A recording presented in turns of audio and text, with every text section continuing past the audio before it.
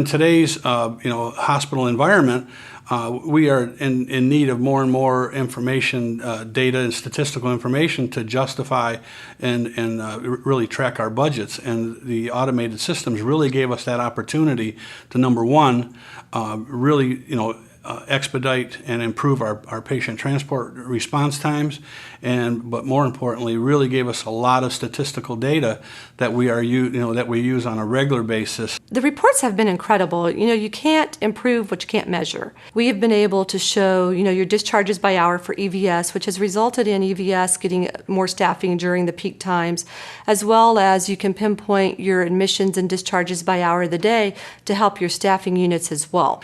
That information is just so valuable, and for us establishing staffing patterns, workflows, and just really coming up with a complete operation for patient transport. We've been able to approach a whole different accountability level for patient flow. I'm really happy to say that since January of this year, we have decreased our request to assign a bed 60%. It's been dramatic in giving us an opportunity to understand the peaks and valleys resulting from volume increases, as well as lunchtime breaks and so on and so forth, that we were able to adjust our staffing accordingly.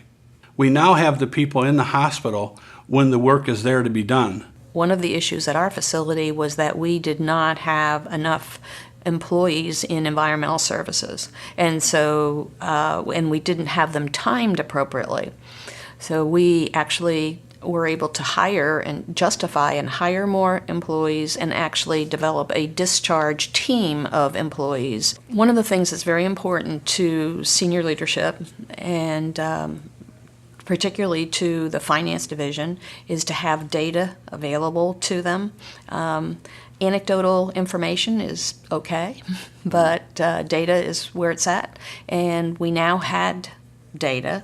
We had data that would justify additional FTEs. One of the ways that we used TeleTracking data was to determine the bed aggregation, the patient aggregation for our new East Tower building. What we were able to do was feed into a simulation model our historical data from marketing, our market projections to 2015, and then from teletracking our turnaround times so that we could get a realistic picture of how many beds were needed for each service. The most important part about having an electronic bed management system is being able to track real-time your patient through their patient experience, to be able to see where they're admitted from, how quickly you're able to turn that into a bed for that patient, to have those timestamps and be able to pull the data from those timestamps, because it's the data that is the power for making change.